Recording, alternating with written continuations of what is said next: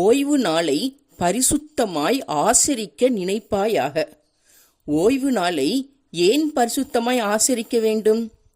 ஆண்டவர் வானத்தையும் பூமியையும் சமுத்திரத்தையும் அவைகளில் உள்ள எல்லாவற்றையும் உண்டாக்கி 7ஆம் நாளில் ஓய்ந்திருந்தபடியால் 7ஆம் நாளை ஆசீர்வதித்தது மட்டுமல்ல, அதை பரிசுத்தமாக்கினார்.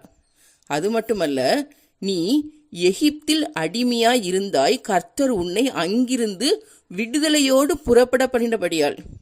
நம்முடைய முன்னோர்களும் மேல் ஜாதி மக்களால் அடிமைப்பட்டு 7 நாட்களும் வேலை செய்து கொண்டிருந்தனர். ஆனால் மிஷினரிகளுடைய வருகையால் நாம் இன்று விடுதலையோடு ஓய்வு நாளை ஆசரிக்கிறோம். எனவே ஓய்வு நாளை பரிசுத்தமாய் ஆசரிக்க வேண்டும். சரி, எப்படி பரிசுத்தமாய் ஆசரிக்க வேண்டும்? உனக்கு இஷ்டமானதை செய்யாதபடிக்கு உன் கால்களை விலக்கி உன் சொந்த பேச்சை பேசாமல் இருக்க வேண்டும். உன் வீட்டில் உள்ள அனைவரும் ஓய்வு நாளை பரிசுத்தமாய் ஆசரிக்க வேண்டும். ஓய்வு நாளை குறித்து ஒருவரும் உன்னை குற்றப்படுத்தாதிருக்க வேண்டும்.